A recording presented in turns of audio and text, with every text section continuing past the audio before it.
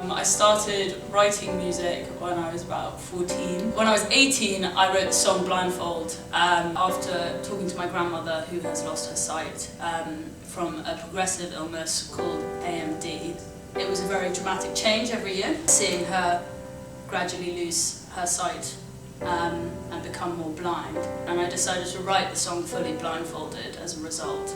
And it was about my experience, it was about her experience, and it's really, really important to me. I decided to reach out to people who could connect with my song and my lyrics. I knew that not everyone could or would want to, and I've managed to find a group of some really, really talented musicians, and it's just been an absolute pleasure working with them. I'm considered blind, but I can still see something. I'm in a very peculiar position.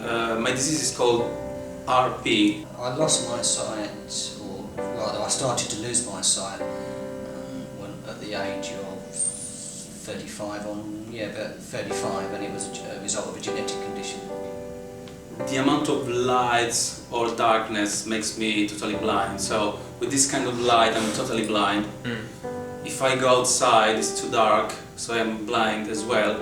But during the daylight, I'm pretty, independent. It's a progressive genetic condition that wears away the retina and that sort of thing. So yeah, quite late on in life, really. When I realized that I had this genetical disease, I was 17, so 20 years ago.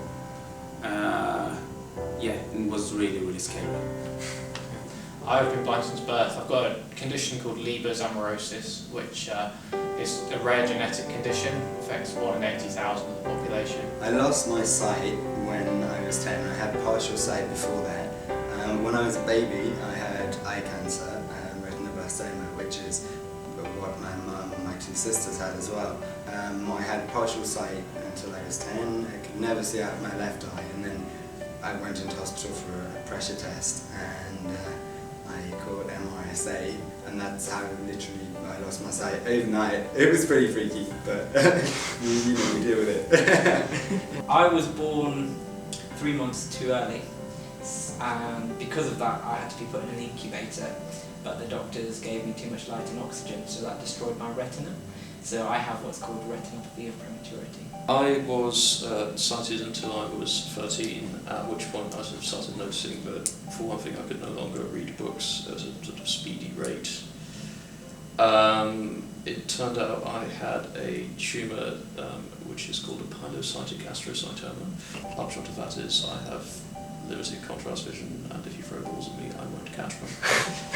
What got me into music? Well, when I was very, very young, my parents were, or my dad particularly, he was into music. He had a massive record collection and a nice hi-fi system. And probably my youngest memories are sitting in front of that hi-fi making mixtapes. Something unfortunately the kids of this generation won't kind of get to appreciate. But there you go.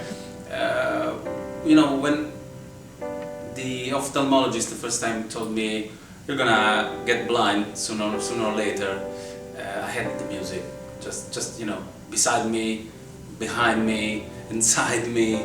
I was trying to work out to play a guitar without seeing actually the guitar itself. So it was a kind of silly, crazy, lovely, beautiful thing.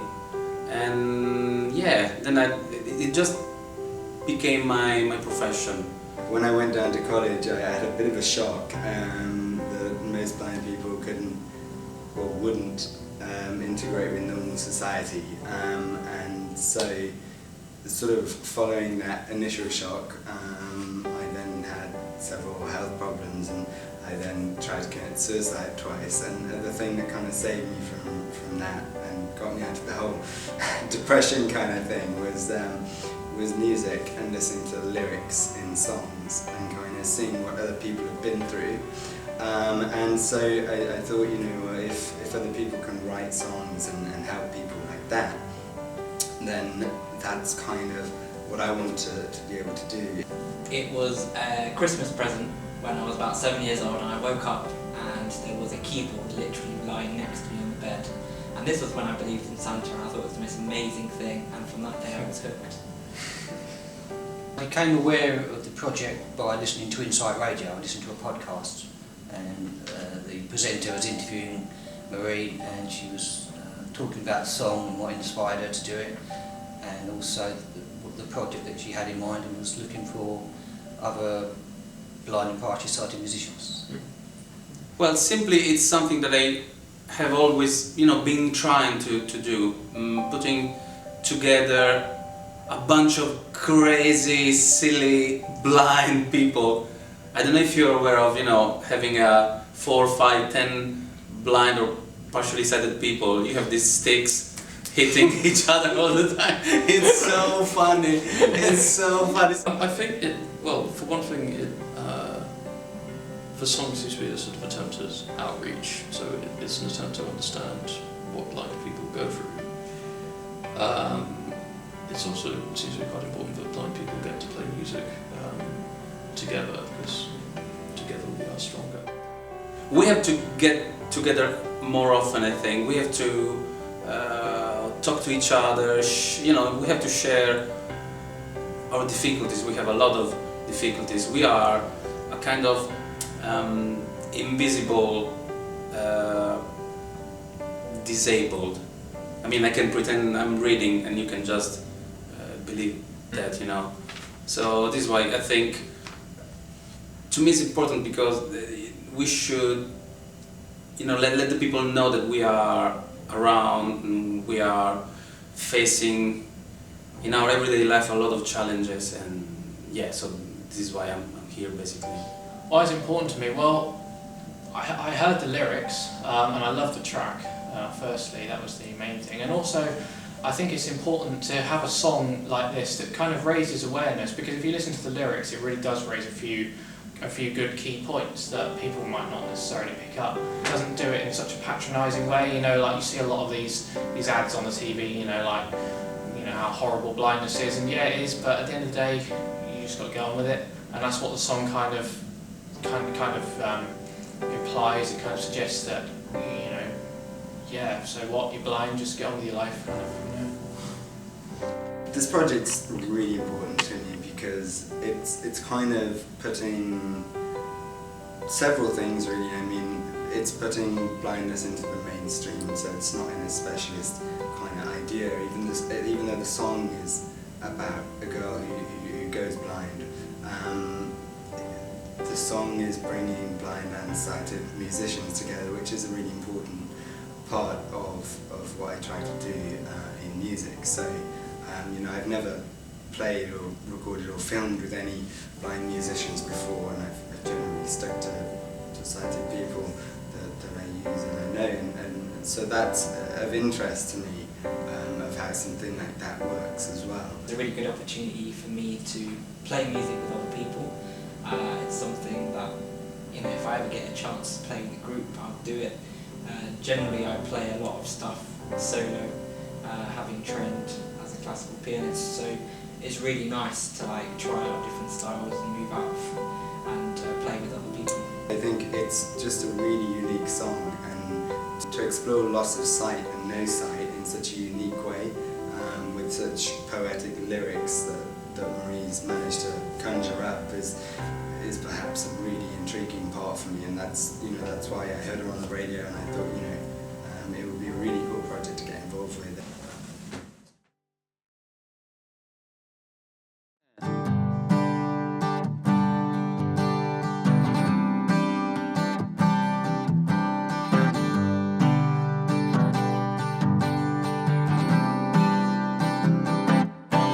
Said I asked the girl who could not see, what do you think when you look at me? She said, I imagine something beautiful. But I lost everything when I lost my sight, and my confidence turned into fright. I got scared. Oh, I got scared. I heard that red is bad and blue is gold, and I've been told I'm getting old. Will someone remove this cruel blindfold? And when you're left alone, left in the dark, a bird's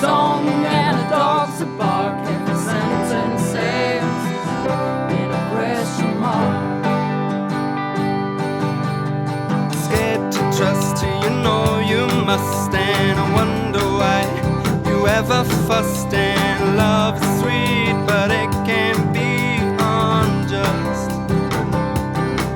I heard white is pure, I know black too well, like a story that I'm trying to tell, like I'm falling before I fell, like I'm stuck inside, wishing well, but I ran out of wishes. And what kind of wife will I grow to be if I can't see the man I will marry? They say love is blind, love can't see, love seems to be a lot like me.